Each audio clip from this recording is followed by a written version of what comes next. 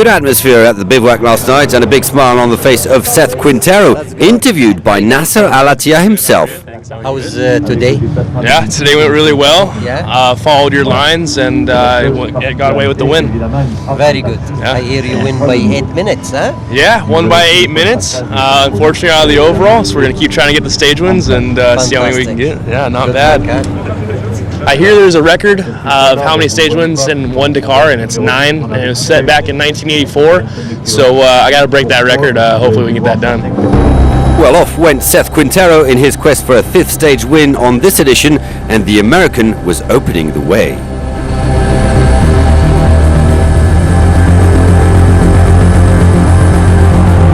Learning fast is Dania Akil in her very first Dakar after conquering the T3 Baja World Cup last year. The Saudi is gaining in consistency. She solidly settled in 6th position overall.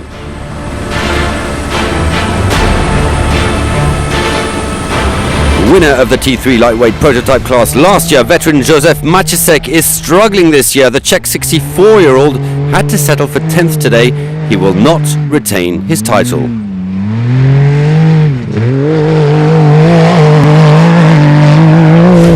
Third of the class last year, Philippe Pinchedez is on target to manage the same performance, if not better. The Frenchman was never outside the top 5 on every single stage, and he confident his 3rd spot overall today. First woman to win a special since Jutta Kleinschmidt back in 2005, Cristina Gutierrez, was in the battle today. The Spaniard had to settle for 4th. She remains 5th overall. It's only stage 5 and Chaleco Lopez is in control. He only lost a few seconds on his closest rival, but maintains his 20-minute lead overall. And Chaleco's closest rival remains Sebastian Eriksson. The Swede captures his 4th consecutive 2nd spot on a stage. Certainly much more to come for the rallycross specialist.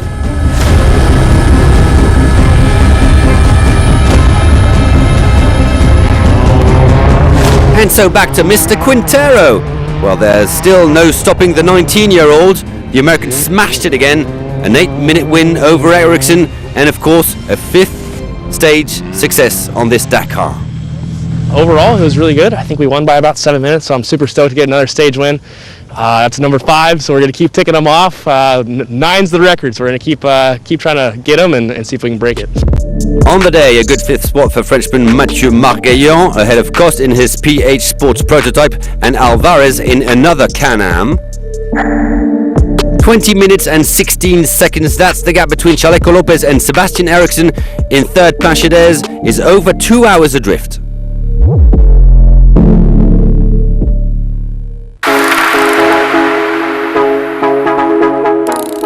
Quad bike evasion is growing, and it's up to us to find the best way to keep evolving. Quad Bike Evasion is a dealership based in Cognac in the southwest of France. Romain Luckman has found an opportunity to link business and pleasure.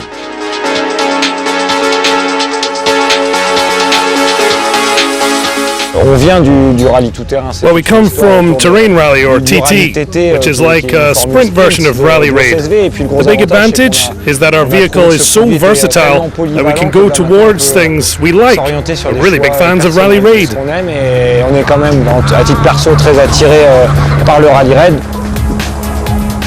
There's a family feel, an atmosphere that makes the team attractive, and we want to try and keep that. But it's harder and harder to do. Our clients expect results and a certain level of performance. The Maverick XRS is normally sold to the general public as a leisure vehicle, but it's a toy, but we can adapt it for competition. Well, the goal is to keep the same look as the manufacturer to promote the vehicle we're selling on. After spending hours in the workshop, it's finally time to unleash the T3 Can-Am Maverick XRS on the deserts of Saudi Arabia. Well, on the big day, there's always adjustments to make, things we haven't seen. You look at other cars and think, how did I forget that? We'll see how we get on and we'll adapt our objectives depending on our results.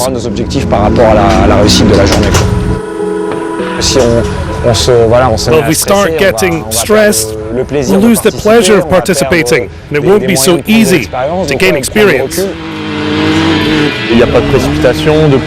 Well, we're not getting ahead of ourselves. There's no pressure on the results. And I know that I can trust in his driving, but this is motorsport. Anything can happen. Well, the Dakar seemed inaccessible, so that's really exciting. We're moving forward and doing all we can to make things work. We hope to be happy at the end. On met tout en place pour que ça fonctionne bien et qu'on soit content à la fin.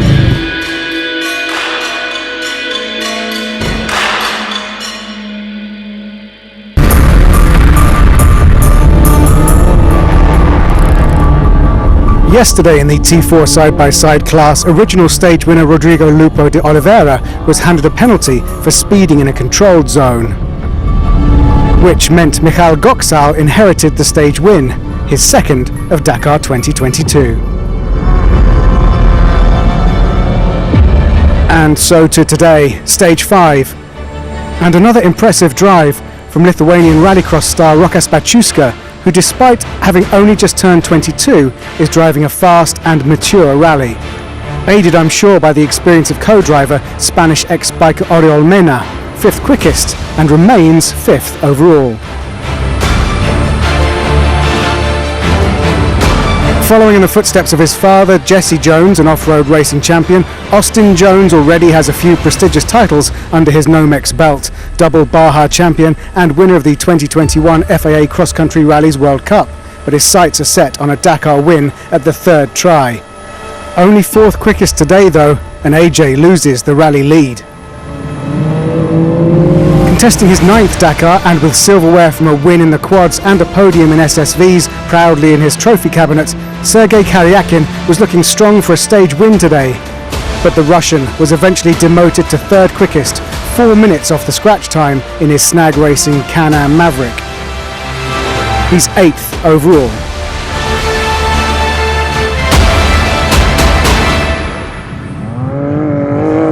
At the moment, Marek Goksal is outshining his younger brother Michal in this class on only his 2nd Dakar entry. But the family dream is to compete with Marek's son alongside them, Eric, who competes in drift competition back in Poland when he's old enough to enter. For now, Dad continues to impress. 2nd quickest stage time today, only 2.5 minutes off the pace. After being stripped of the stage win for a speed infringement yesterday, Brazilian Rodrigo Lupo de Oliveira had a point to prove today, and did so emphatically with a bona fide stage win, his first on his first Dakar, breaking the run of all Polish stage winners so far this year.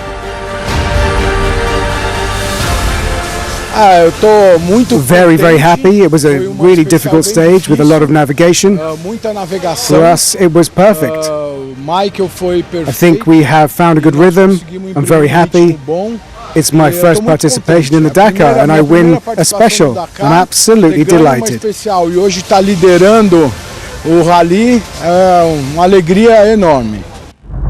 Confirmation that the Brazilian Dakar rookie has won his first Dakar stage, and after yesterday's delays, Molly Taylor is back on form in 8th.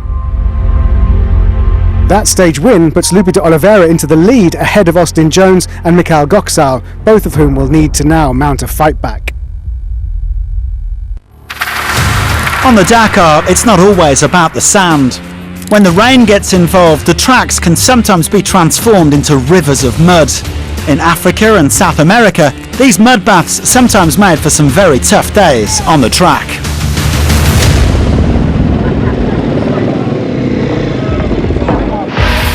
In 1986, between Paris, Algiers and Dakar, stage 16 could have been disastrous for René Mech and Dominique Lemoine, who led the overall rankings in their Porsche 959.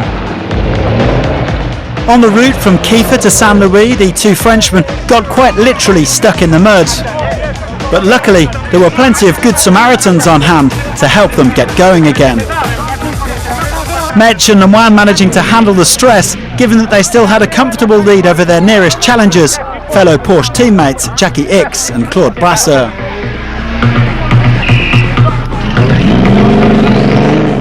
They were eventually pulled free, and you would never know that they had just lost an hour. Taking these things in your stride is all part of the job description on the Dakar. The finish is that right?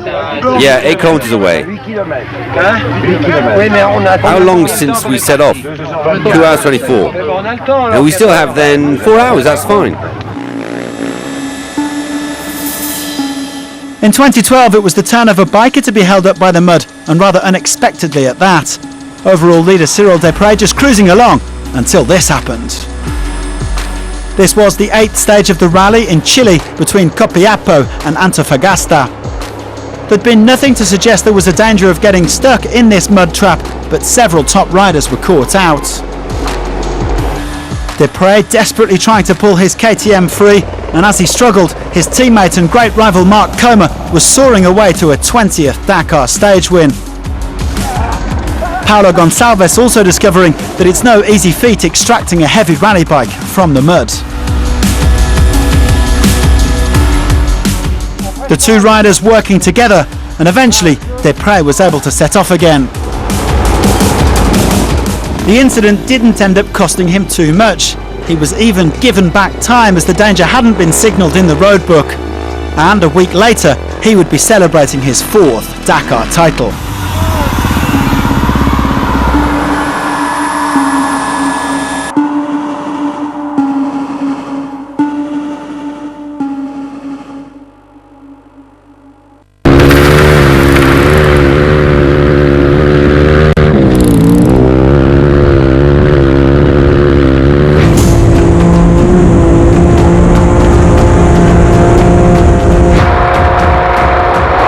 Overtake him so he stops bothering us.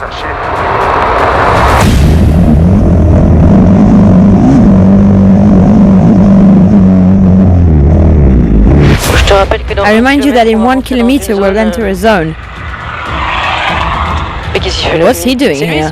Oh, he's the guy. Go on. Go play with the big boys. Of course.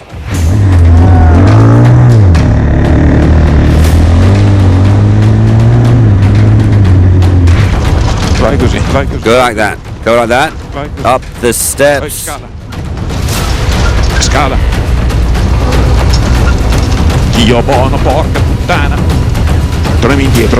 Let's go back. Let's go back. Let's do it again.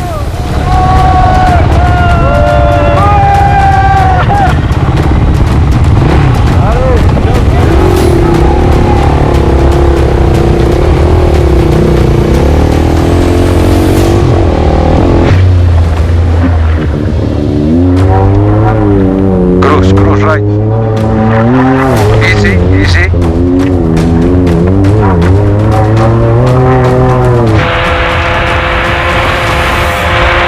We can't see anything with the sun in our eyes.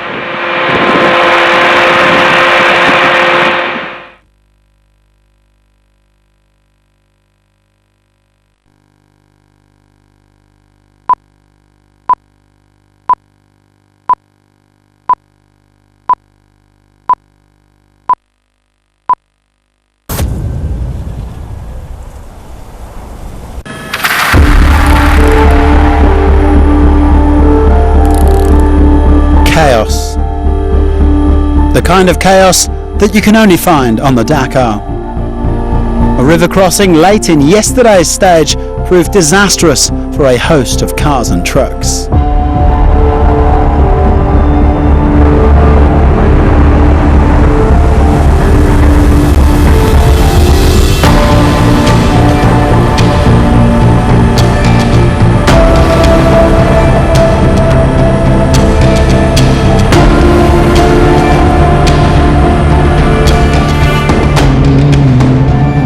Even the mighty Kamaz found themselves getting stuck in the mud before helping others. Andrei Karganov was already struggling with a gearbox problem and simply couldn't power through.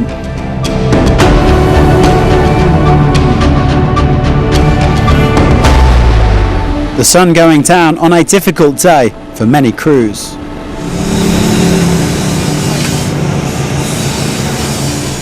our exhaust pipe.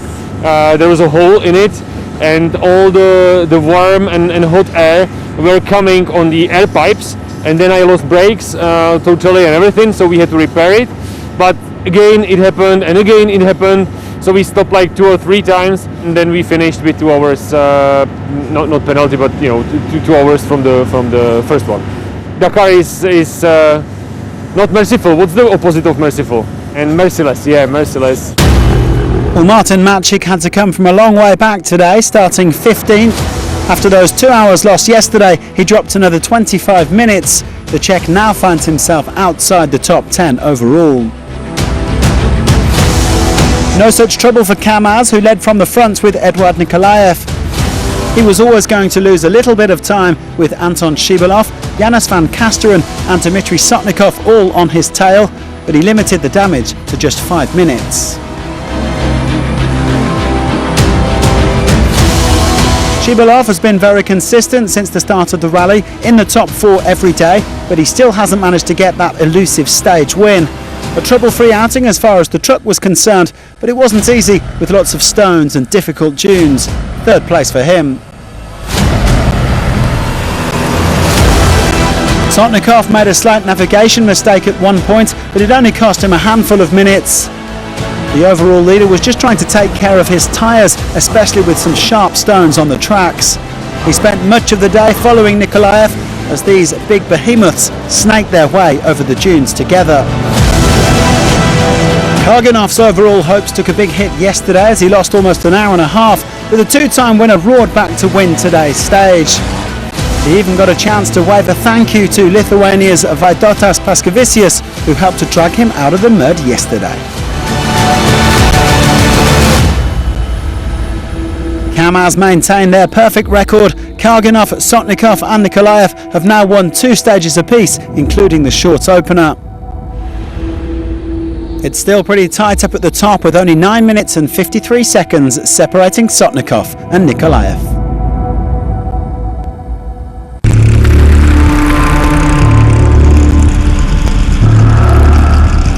It's time to say hello to Dakar Classic now, and if everyone's good, let's go racing. No, not camel racing. Well, this kind of camel racing is fine. Although his father Philippe competed in several, Rudy Jacot is a Dakar rookie. But there's plenty of experience in the Peugeot 205. Co-driver William Alcaraz is on his 25th. Rudy's dad is here driving the first ever hydrogen-powered truck on the rally. Uncle Francois is in a Peugeot 404, and second cousin Christophe is driving the very truck Philippe drove 20 years ago. Is that clear? Jean-Michel Gates, in his first car race of any kind, was leading Dakar Classic overall until this happened, and he wasn't the only one to run into problems. What's happened? Well, we have no more power in the engine, and it's not starting, so we have to push or pull the car.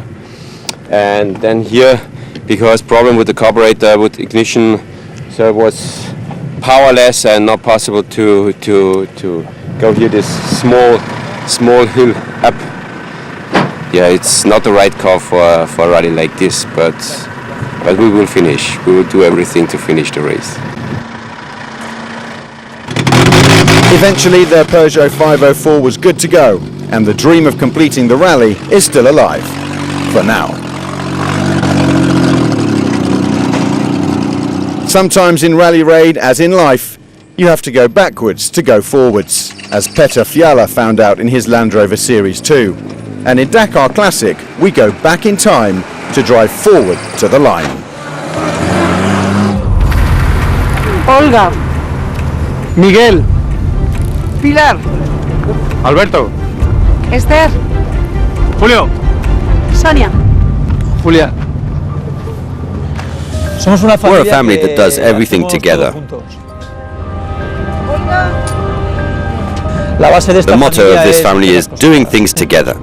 So the possibility to do the Dakar all together showed up this year with the Dakar Classic. And here we are. 8 brothers and sisters, 4 cars. But it all started in 2016 when Julian Merino started his first Dakar on a bike.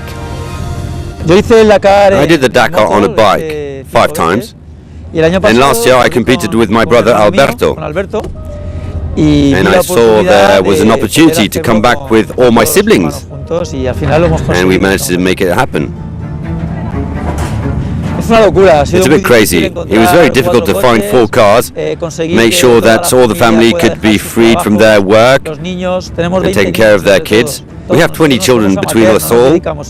We're all amateurs, we're not fully focused on this, and to manage to go ahead with this project and make sure that everyone could come was something. We have no assistance, we take care of everything ourselves. We have very little means, and I don't know how, but we manage it. We don't compete with the other cars in the race. We compete against each other. I want to beat my brother and he wants to beat me. Of course the race is important, but we're all rivals against each other. Very competitive.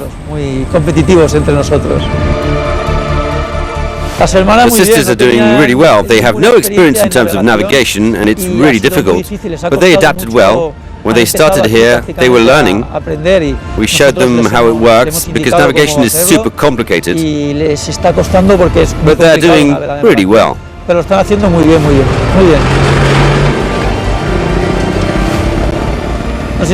we want to do is get to the finish of each special. We all depend on each other. Did he finish? Did she finish? What about Miguel? What about Alberto? We're all worried about each other, and until all 4 have finished, it's not okay. Our goal is to have all 4 cars finishing. We have no other objectives. But I do want to beat my brother Alberto, for sure.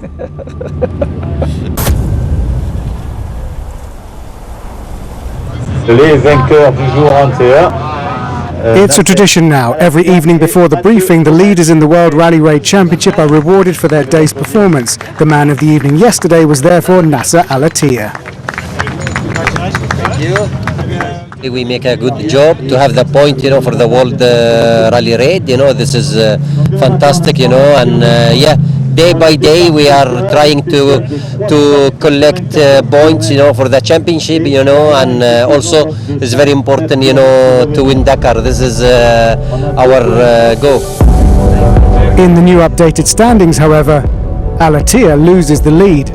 Sebastian Loeb takes over with a 1-point advantage to his closest rival.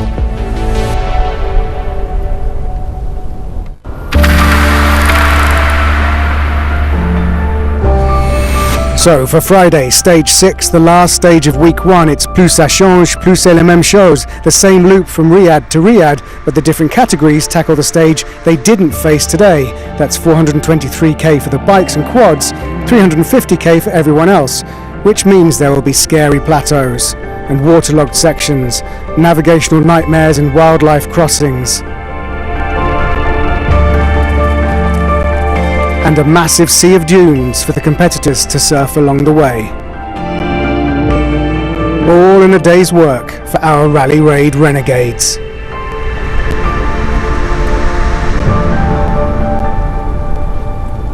Join us tomorrow as Dakar 2022 continues.